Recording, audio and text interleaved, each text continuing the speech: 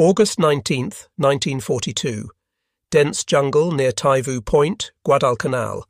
Second Lieutenant Genjiro Imai of the 8th Independent Anti-Tank Gun Company recorded observations in his diary that captured the shock many Japanese soldiers felt upon encountering American forces.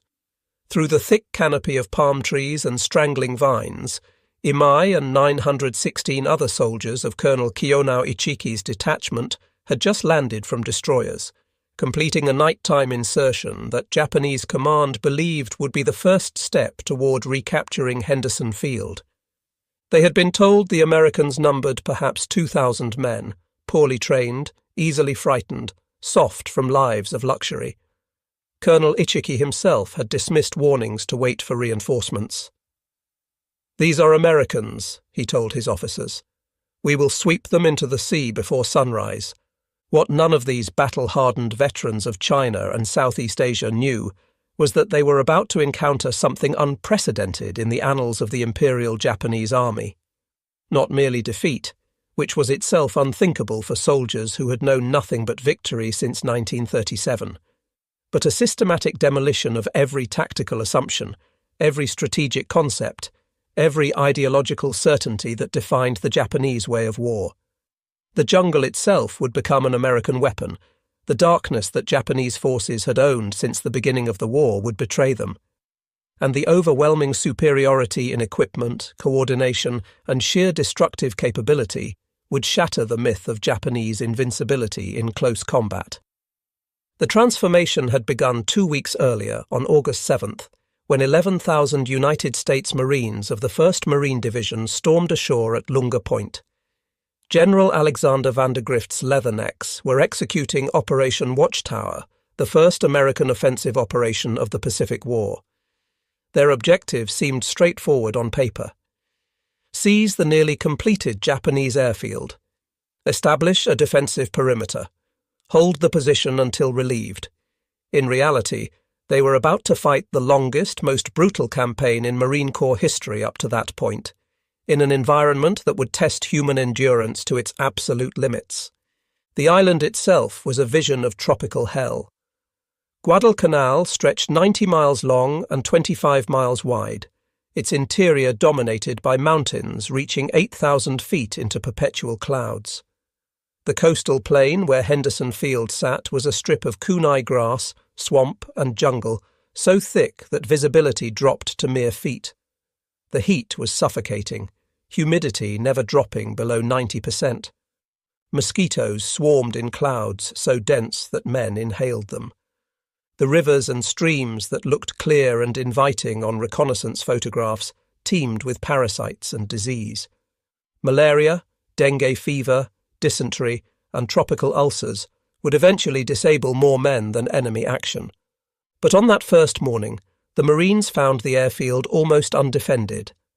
The 2,200 Japanese construction workers and 600 naval troops fled into the jungle, abandoning equipment, supplies, and most critically, the airfield itself. By nightfall on August 8th, American engineers were already working to complete the runway. They would name it Henderson Field, after Major Lofton Henderson, a Marine aviator killed at Midway. Within days, the first aircraft would land, and the island would become home to what history would remember as the Cactus Air Force. The Japanese response was swift and catastrophic for American naval forces.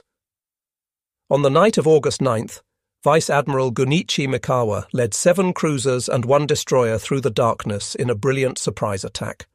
The Battle of Savo Island became the worst defeat in United States Navy history. 4 heavy cruisers, USS Quincy, USS Vincennes, USS Astoria, and HMAS Canberra, were sent to the bottom in less than an hour. More than 1,000 sailors died in the flaming waters. The surviving Allied naval forces withdrew, taking with them most of the supplies that had not yet been unloaded.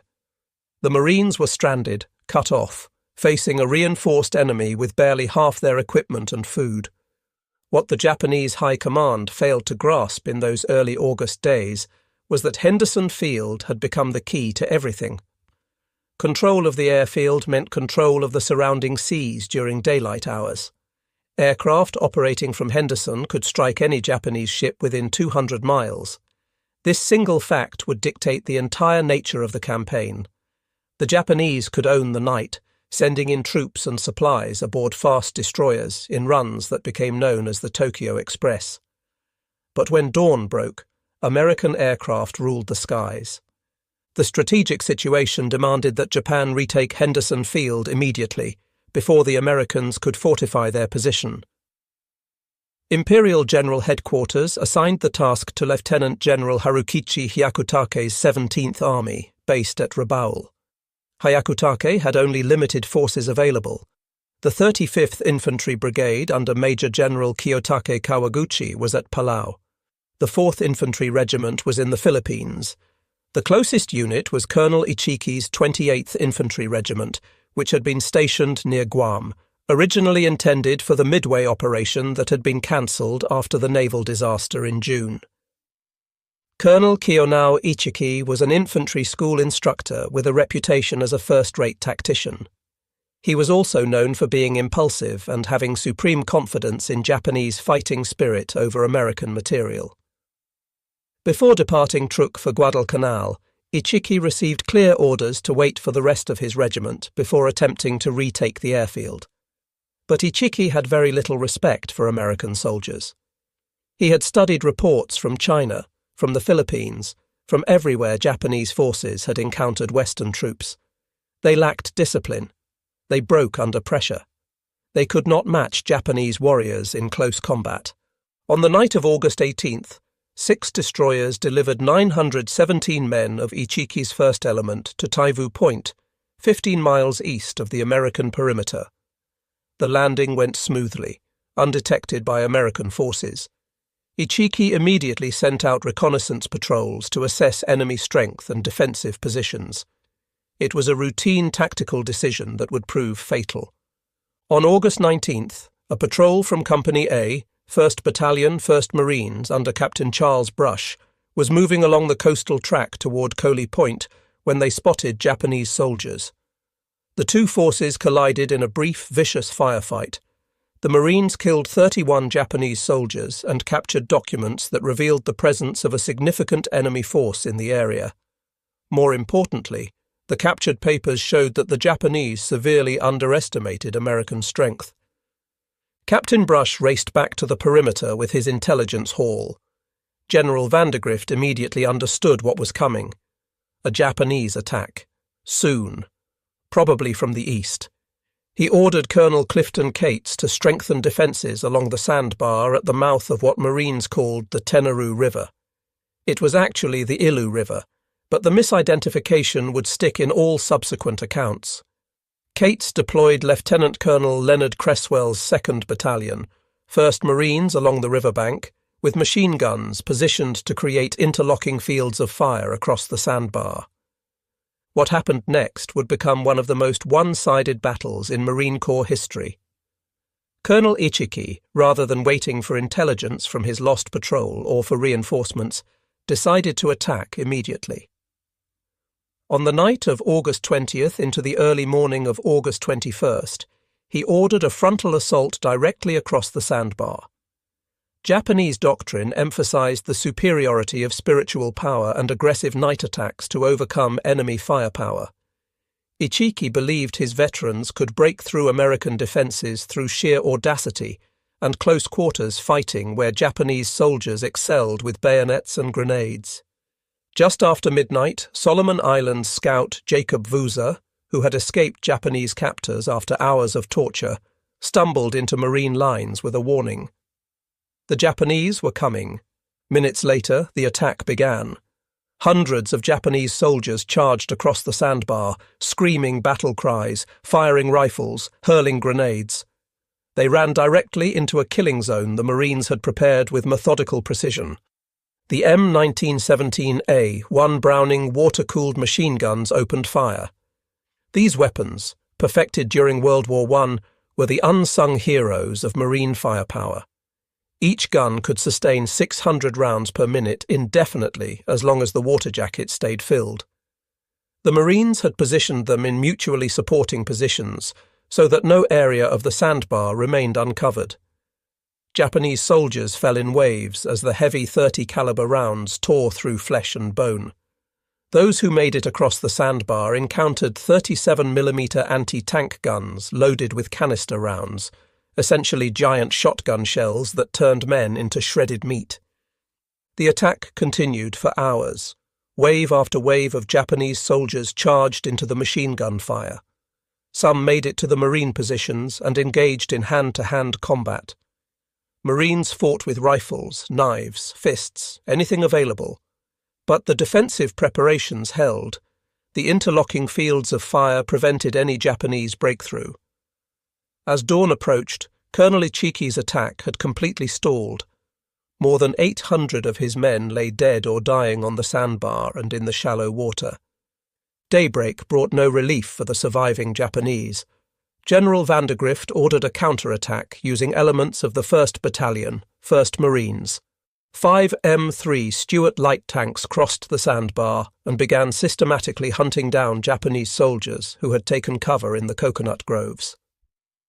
War correspondent Richard Tregaskis, watching from a Marine position, described the scene.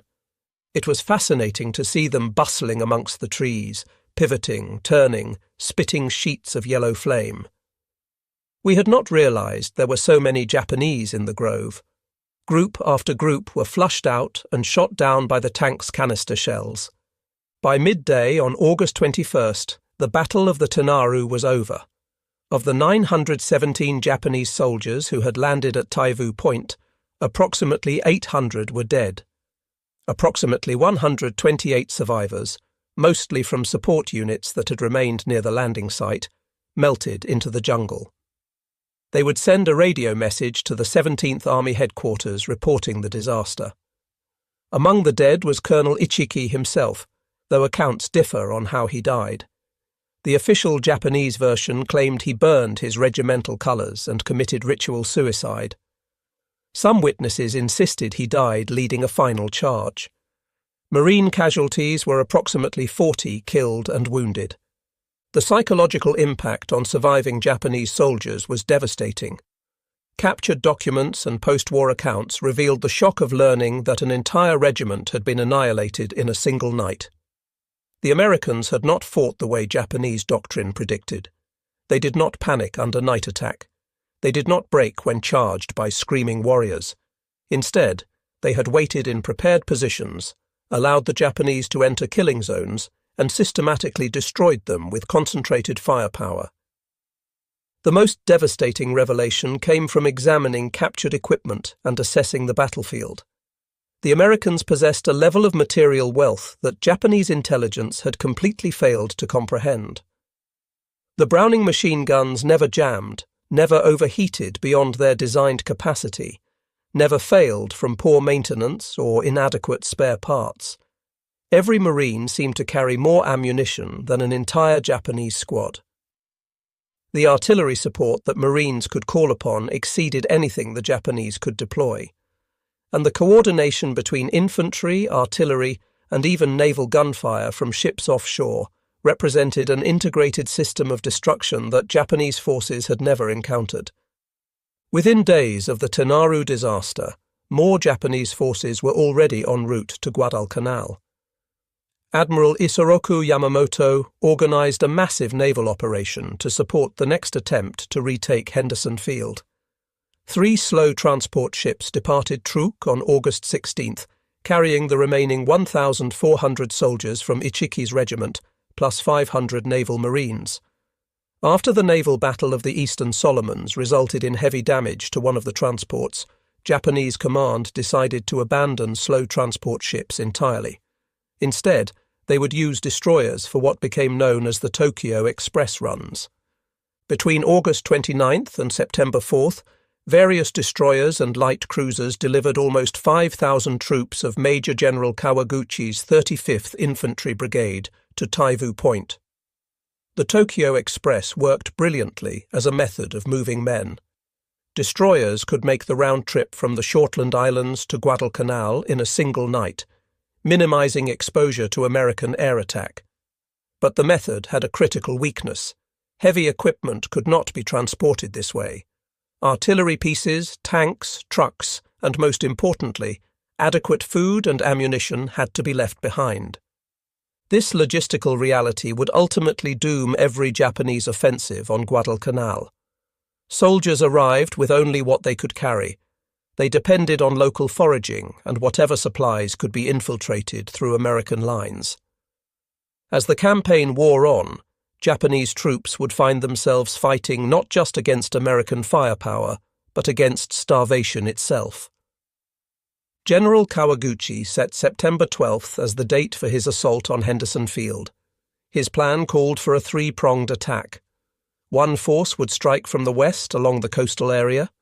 A second force would attack from the south, penetrating through dense jungle to strike at what Japanese intelligence believed was the weakest point in American defenses. Kawaguchi himself would lead the main effort from the south, approaching along an inland ridge that dominated Henderson Field. What Kawaguchi did not know was that Marine intelligence had already identified this ridge as the most likely avenue of approach. Lieutenant Colonel Merritt Edson, commanding officer of the 1st Raider Battalion, conducted a raid on Tasimboko village on September 8th and discovered massive supply dumps, indicating a large Japanese force was concentrating in the area. Edson immediately understood the Japanese plan. They would come from the south, using the ridge as their approach route. Edson requested permission to establish a defensive line on the ridge itself. General Vandergrift approved. On September 10th and 11th, Edson positioned approximately 840 Marines from his raiders and the 1st Parachute Battalion along the ridge. He selected defensive positions with the same methodical care that had characterized the Tenaru defenses. Machine guns positioned to create interlocking fire.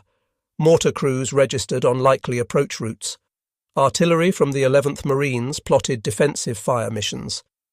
Every advantage of terrain and firepower was calculated and prepared.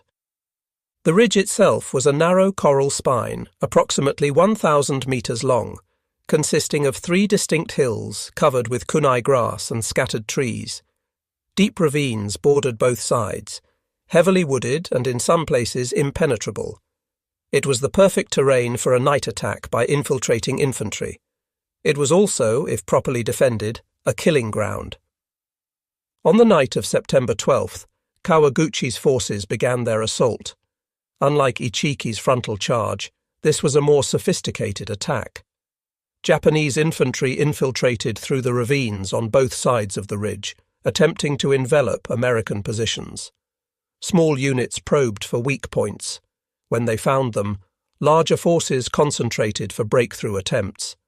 The fighting was savage and confused. In the darkness, Marines sometimes found themselves engaged in hand-to-hand combat with Japanese soldiers who had infiltrated to within grenade range. But the defensive preparations held. When Japanese forces concentrated for breakthrough attempts, Marine mortars and artillery shattered them. The 11th Marines fired more than 2,000 rounds during the night, dropping high-explosive shells so close to Marine positions that shrapnel wounded friendly troops. Machine gun crews fired until their barrels glowed red in the darkness. Individual Marines fought with rifles, pistols, knives, entrenching tools, anything that came to hand. Sergeant Major Jacob Wauser, the same scout who had warned of the Tenaru attack, moved through the lines encouraging Marines and pointing out Japanese infiltration routes. Sergeant John Basilone manned a machine gun position that became critical to the defence. When his gun crews were killed or wounded, Basilone continued firing alone, repelling wave after wave of Japanese attacks. He would later receive the Medal of Honor for his actions that night. 2 Marines would earn the Medal of Honor at Edson's Ridge, and 19 would receive the Navy Cross. As dawn broke on September 13th, the Japanese attack had failed to break through, but Kawaguchi had more troops available and prepared to renew the assault the following night. Edson pulled his lines back to the centre of the ridge, consolidating his forces. General Vandergrift sent reinforcements, bringing the total defending force to approximately 2,500 men. The Japanese would attack again, but this time the Marines were ready with even stronger positions and more concentrated firepower. The second night's fighting was even more intense than the first. Kawaguchi threw his remaining forces into desperate attempts to break through before American reinforcements made the position impregnable. Japanese soldiers charged repeatedly, dying by the hundreds in the machine gun fire. Some attacks came within 50 yards of Edson's command post before being stopped. At one point, the situation was so desperate that Edson himself grabbed a rifle and joined the firing line. But again, American firepower and defensive preparation prevailed. By dawn on September 14th, Kawaguchi's offensive had completely collapsed. Japanese casualties were staggering. Approximately 830 to 850 Japanese soldiers died on and around Edson's Ridge. Marine casualties totaled approximately 104 killed and over 200 wounded between the Raider and Parachute battalions. The ridge that would forever after be known as Bloody Ridge, or Edson's Ridge, had become a monument to the effectiveness of American defensive doctrine. For Japanese soldiers who survived, the battle represented another profound shock to their understanding of warfare. Captured diaries and post-war accounts consistently described the same realization. Japanese forces had expected to fight other infantry in darkness, where their training and spirit would triumph. Instead, they encountered artillery, machine guns, and mortars, all concentrated with a precision they could not match. American commanders knew the Japanese were coming. They prepared killing zones. They waited for Japanese forces to enter. Then they destroyed them with coordinated fire support. The battles at Tenaru and Bloody Ridge established patterns that would repeat throughout the Guadalcanal Campaign. Japanese forces would launch attacks based on courage, night tactics, and close combat expertise. American forces would respond with overwhelming firepower, coordinated combined arms operations, and defensive positions carefully prepared to maximize their advantages. The outcome was predictable. Japanese casualties would be catastrophic. American casualties would be significant but sustainable. But numbers alone do not capture the horror of jungle warfare on Guadalcanal. The environment itself became a weapon that killed with impartiality. Malaria infected nearly every man who spent more than a few weeks on the island. By December 1942, the 1st Marine Division would report over 8,000 malaria cases. Tropical diseases disabled approximately 2/3 of the division. Dysentery was universal.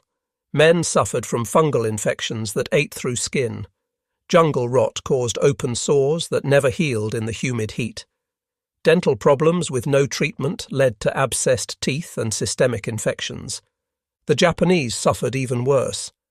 Their supply situation meant inadequate food from the beginning.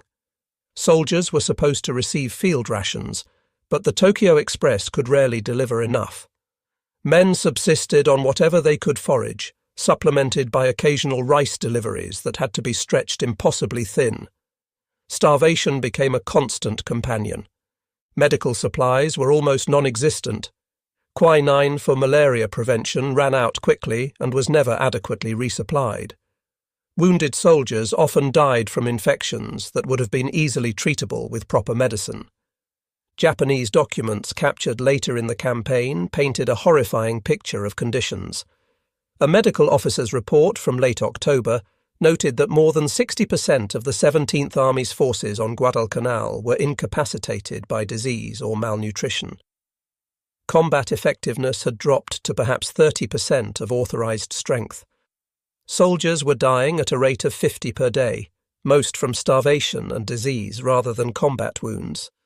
American supply ships, protected by Henderson field aircraft during daylight hours, regularly delivered food, ammunition, medical supplies, and replacement equipment.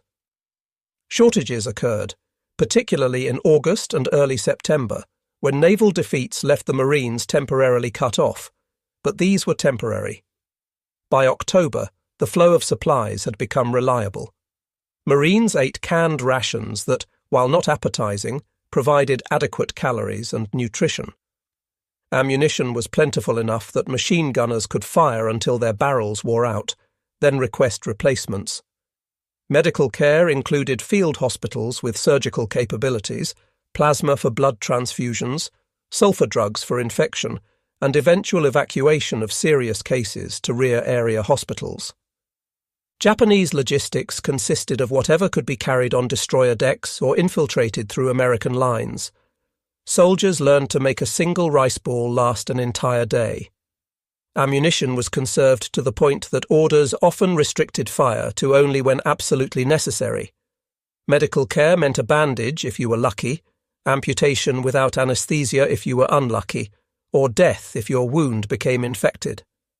Seriously wounded soldiers were often given grenades and left behind to commit suicide rather than burden their units or risk capture. In late October, the Japanese mounted their largest offensive of the campaign. General Hyakutake himself came to Guadalcanal to personally command the operation. He brought elements of the 2nd Division, including experienced troops from China. The plan called for coordinated attacks from multiple directions, with the main effort coming from the south through dense jungle similar to the Bloody Ridge approach. This time, however, Japanese forces would have more men, better coordination and artillery support that had finally been delivered via destroyers. The offensive began on October 23rd with a preliminary attack from the west. 9 Japanese tanks, rare on Guadalcanal because of the difficulty transporting them, led an assault across the Matanikau River. American defenders, including elements of the newly arrived 164th Infantry Regiment from the American Division, were ready. Anti-tank guns, artillery, and even an M3 Stuart tank knocked out all 9 Japanese tanks in quick succession. The attack collapsed with heavy casualties. The main assault came on the night of October 24th to 25th. Approximately 5,600 Japanese troops under Major General Yumio Nasu attacked from the south, hoping to break through American lines south of Henderson Field.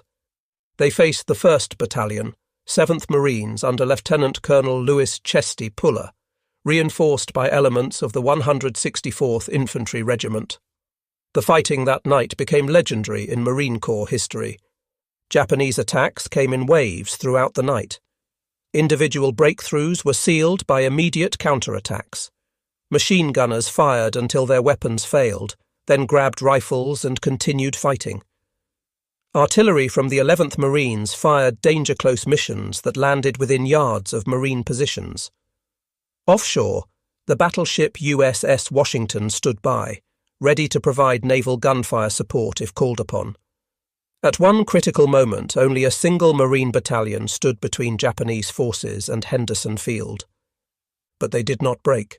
Sergeant John Basilone, who had distinguished himself at Bloody Ridge, again became critical to the defence. When ammunition ran low for his machine gun section, Basilone personally carried ammunition through enemy fire to keep his guns operational.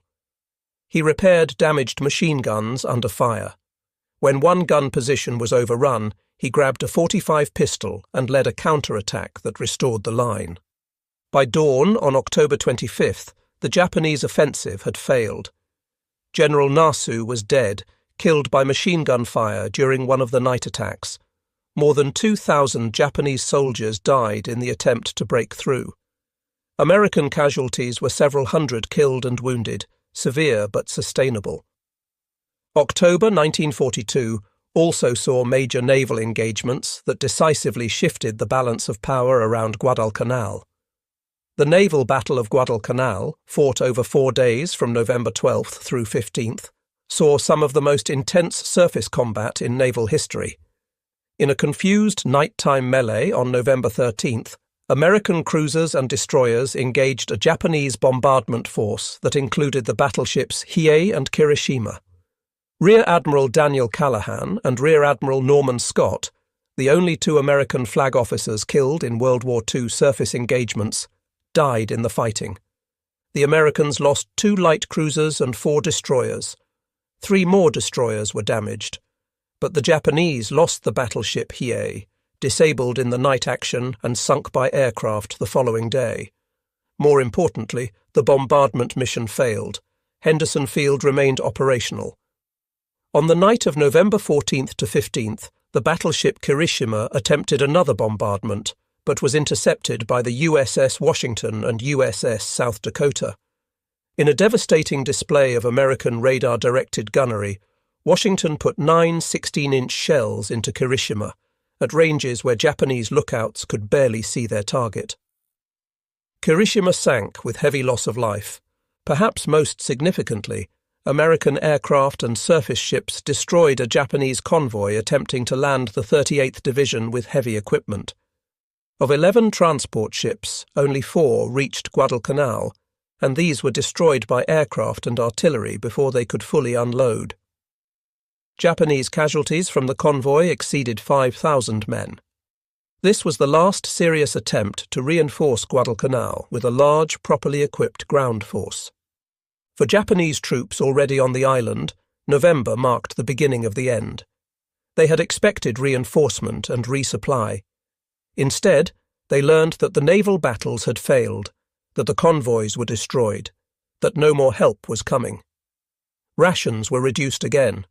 Already starving men were told to survive on even less. Medical supplies that had been critically short became non-existent. The sick and wounded filled makeshift field hospitals where doctors could do nothing except watch men die. Captured Japanese diaries from this period painted a picture of slow collapse. Entries described rice rations reduced to 1 ball per day, disease spreading everywhere, bodies burned when soldiers had the strength, the realization that no more supplies were coming, men eating grass and bark, deaths from poisonous plants, the deterioration of soldiers into desperate, starving shadows. December brought the final reckoning. Japanese command at Rabaul made the decision to evacuate Guadalcanal. They could not admit defeat publicly, but privately they recognized that continuing the operation meant the complete destruction of the 17th Army. Approximately 11,000 Japanese soldiers remained on the island, down from a peak strength of 36,000. Of those 11,000, perhaps 7,000 were fit enough to walk. The rest were sick, wounded, or so weakened by starvation that they could barely crawl. The evacuation, designated Operation K, would be one of the most successful Japanese operations of the entire war. Using destroyer runs similar to the Tokyo Express, Japanese naval forces extracted 10,652 men over 3 nights in early February 1943. It was a remarkable achievement under difficult circumstances, but it could not disguise the magnitude of the defeat. Japanese forces on Guadalcanal reached a peak strength of approximately 36,000 personnel. Of these, roughly 25,000 to 30,000 died, about 14,800 killed in combat, and 10,000 to 15,000 from disease and starvation. American casualties were also severe but sustainable. The Marines and Army units that fought on Guadalcanal lost approximately 1,600 killed in action, 4,200 wounded, and several thousand more temporarily disabled by tropical diseases. But American industry and manpower could replace these losses. New divisions were already training. Ships and aircraft were being produced faster than they could be lost. The strategic initiative had permanently shifted. The psychological impact of Guadalcanal on Japanese military thought cannot be overstated. For the first time, Japanese forces had been defeated in sustained ground combat. Every offensive had failed. Every attempt to apply traditional Japanese tactical doctrine had resulted in catastrophic casualties. The revelation that American forces were not only materially superior, but also tactically competent, well-led and capable of enduring terrible conditions, shattered pre-war assumptions. Japanese officers who survived Guadalcanal and later wrote memoirs or were interviewed after the war consistently emphasized several themes. First, they had completely underestimated American fighting qualities. Second, the disparity in equipment and supplies was far greater than intelligence had suggested. Third, Japanese logistics were fundamentally inadequate for sustained operations against an enemy that controlled the sea and air. Fourth, spiritual power and tactical skill were insufficient against systematic disadvantages in firepower and resources. Post-war accounts from Japanese veterans revealed a consistent assessment. They had believed they were superior warriors. They trained harder, accepted death more readily, mastered night fighting and close combat. But on Guadalcanal, they learned that war is decided by systems. The Americans had systems for everything.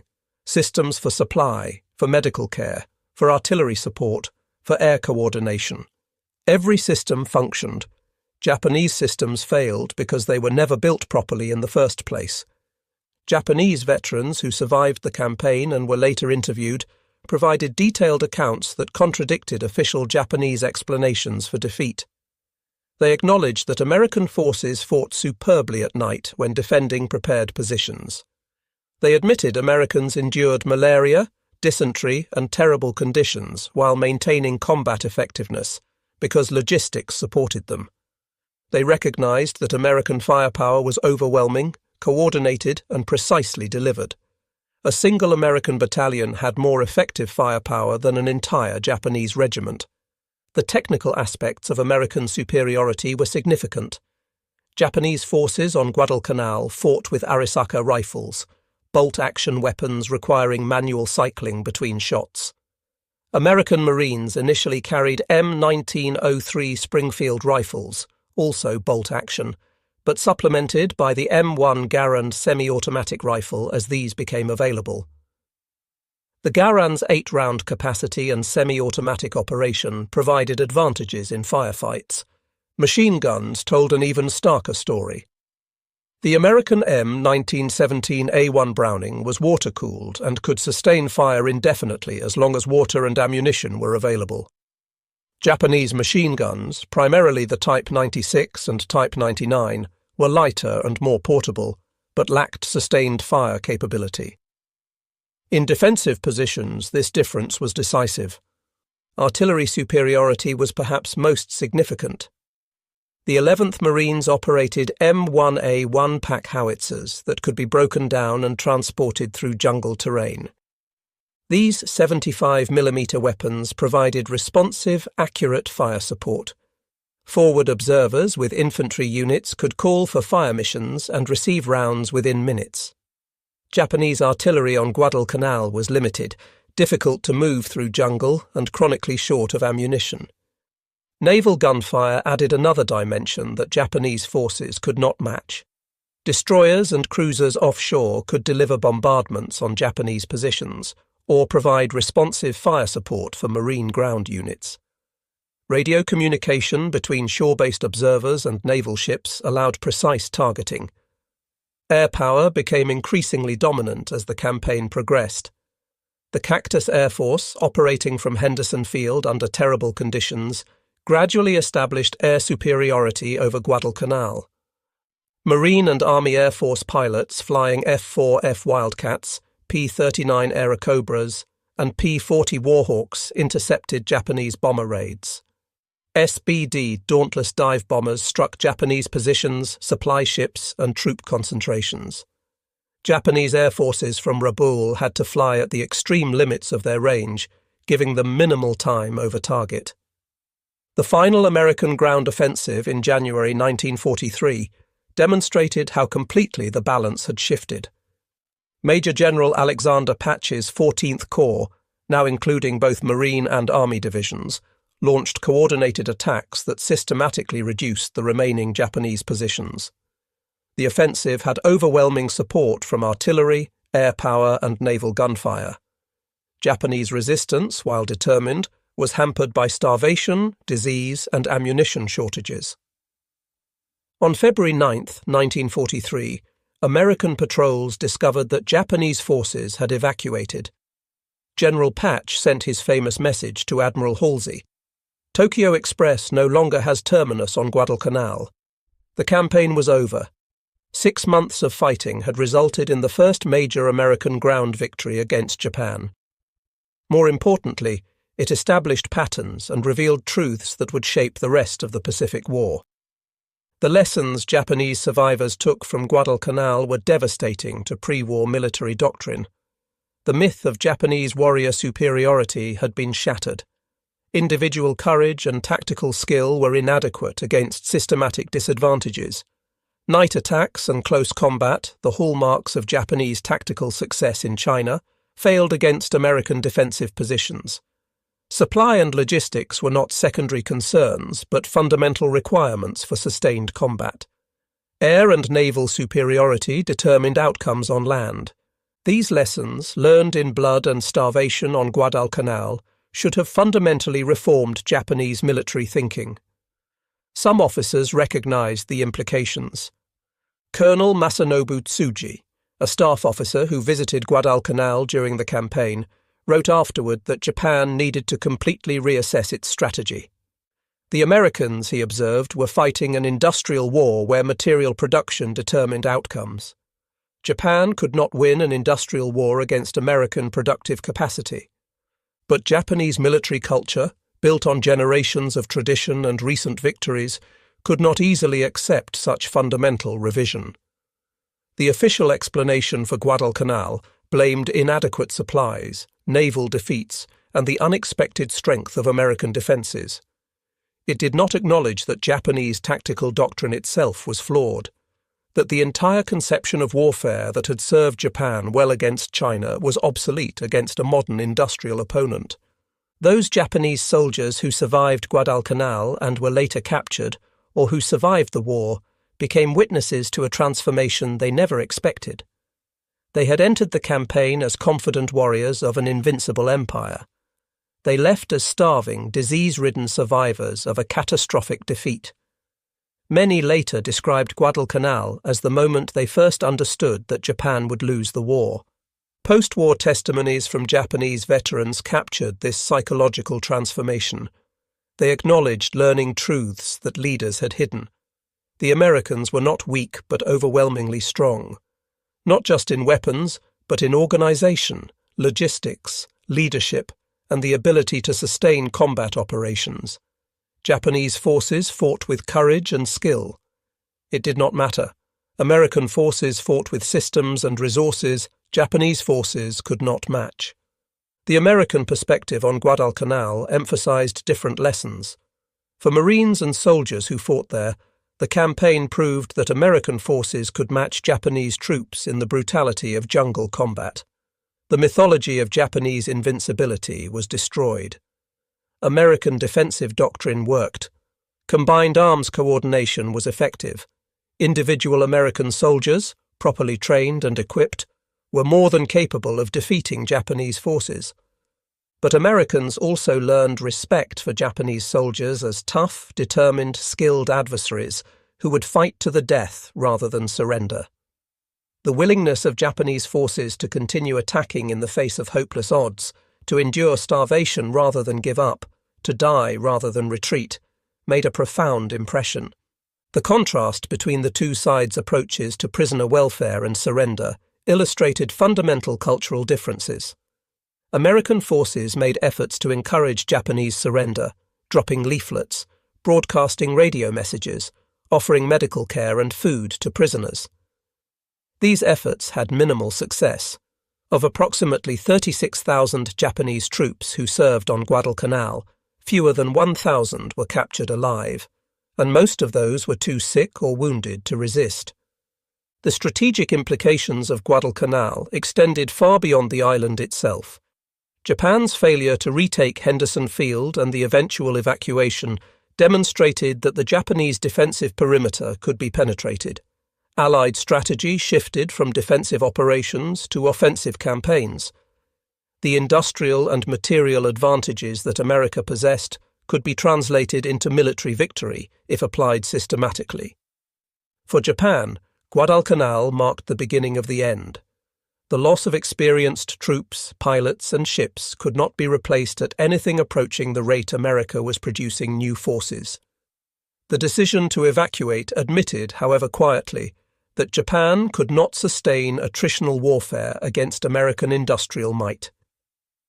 The veterans of Guadalcanal on both sides carried their experiences for the rest of their lives.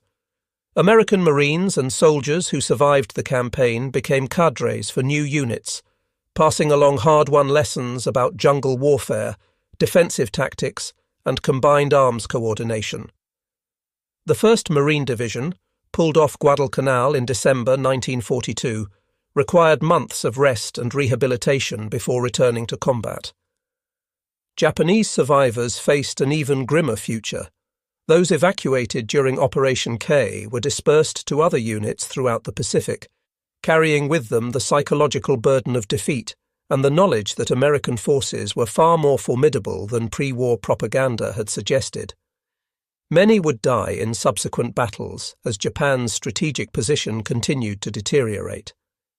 The island of Guadalcanal itself bore the scars of 6 months of intense combat for decades afterward. Wrecked aircraft, destroyed vehicles, abandoned equipment, and unexploded ordnance littered the jungles and coastal areas. Henderson Field, expanded and improved during and after the campaign, served as a major Allied base for subsequent operations in the Solomons. For military historians and strategists, Guadalcanal provided case studies in amphibious operations, jungle warfare, logistics, air-ground coordination, and the integration of naval power with land operations. The campaign demonstrated that modern warfare required more than brave soldiers and tactical skill. It required industrial capacity, effective logistics, technological superiority, and the ability to sustain operations over extended periods. The human cost of Guadalcanal was staggering on both sides. More than 7,000 American and Japanese servicemen died in the naval battles around the island. On land, American casualties exceeded 7,000 killed, wounded, or missing. Japanese losses exceeded 30,000 from all causes.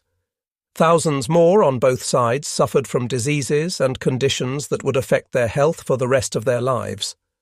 But the strategic significance justified, in military terms, the terrible cost. Guadalcanal represented the turning point where Allied forces shifted from defense to offense in the Pacific. It demonstrated that Japan could be defeated in ground combat. It established air and naval superiority patterns that would characterize the rest of the war. The story of Japanese troops encountering American jungle warfare on Guadalcanal is ultimately a story about the collision between two fundamentally different approaches to modern warfare. One side believed in the supremacy of the warrior spirit, in courage overcoming material disadvantages, in tactics producing victory regardless of resources. The other side believed in systematic application of industrial power, in logistics and firepower as force multipliers, in combined arms coordination as the key to success. The jungle of Guadalcanal became the crucible where these conflicting philosophies met. The outcome, though it took 6 months of brutal fighting to reach its inevitable conclusion, demonstrated that concentrated fire support and logistics, when combined with competent tactics and determined soldiers, created a form of military power that Japanese forces simply could not match. For the Japanese soldiers who survived Guadalcanal and lived to tell their stories, the campaign represented the moment when reality destroyed illusion. They learned that their training had been based on false assumptions, their tactics had been designed for a different kind of war, their logistics had been inadequate from the beginning, and their nation was engaged in a conflict it could not win through military means alone. The Americans who fought on Guadalcanal learned different but equally important lessons. They discovered that they could match Japanese soldiers in the brutality of combat. They proved that American industrial power could be translated into military victory. They developed tactics and doctrine for jungle warfare that would serve them well in subsequent campaigns. And they shattered the myth of Japanese invincibility, replacing it with a realistic assessment of a tough, determined, but ultimately defeatable enemy. Guadalcanal was where Japanese troops were terrified not by American soldiers as individual fighters, though they proved formidable, but by the systematic, overwhelming, relentless application of firepower and material resources that American forces brought to every engagement. It was a terror born not from fear of death, which Japanese soldiers had been trained to accept, but from the realization that courage and sacrifice were meaningless against an enemy whose supplies never ran out, whose wounded received care, whose artillery never stopped firing, whose aircraft controlled the skies, and whose industrial base could replace losses faster than combat could inflict them. The transformation that began when Japanese forces first encountered American jungle warfare on Guadalcanal marked a fundamental shift in the Pacific War. From that point forward, Japanese forces would be on the defensive, fighting a losing battle against an enemy whose material advantages grew larger with each passing month. The jungle warfare of Guadalcanal became the template for future campaigns, proving that American forces could fight and win in the most difficult terrain against a determined enemy, provided they had adequate logistics, effective coordination, and overwhelming firepower.